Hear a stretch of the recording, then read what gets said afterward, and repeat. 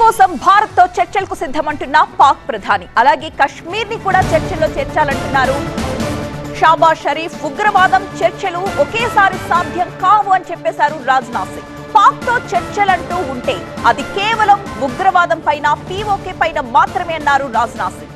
ఈ రోజు రేపు కచ్ లో పర్యటిస్తారు రాజ్నాథ్. భుజ్, నలియా ఎయిర్ బేస్ లో సైనికులతో సమావేశమవుతారు ఆయన.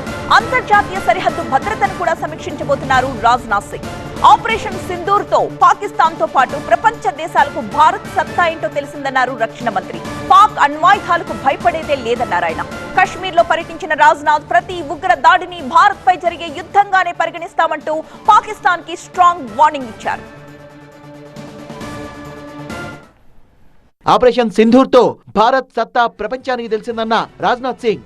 పాకిస్తాన్ తో ఉగ్రవాదం చర్చలు ఒకేసారి సాధ్యం కాదని స్పష్టం చేసిన రాజ్నాథ్ సింగ్ అణ్వాయుధాల్ని చూపించి పాక్ బ్లాక్ మెయిల్ చేసే ప్రయత్నం చేసిందని, కానీ న్యూక్లియర్ ఆయుధాలకు భారత్ భయపడడం లేదని స్పష్టం చేశారు.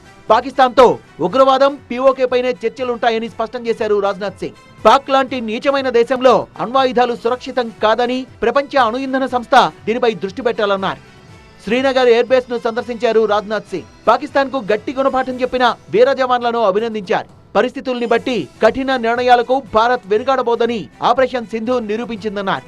భారత్ పై జరిగే ప్రతి ఉగ్రదాడిని యుద్ధంగానే పరిగణిస్తామని రాజ్నాథ్ సింగ్ స్పష్టం చేశారు. ఉగ్రవాదంతో పాటు పాక్ ఆక్రమిత కశ్మీర్ కోసం పోరాటం కొనసాగుతుందన్నారు.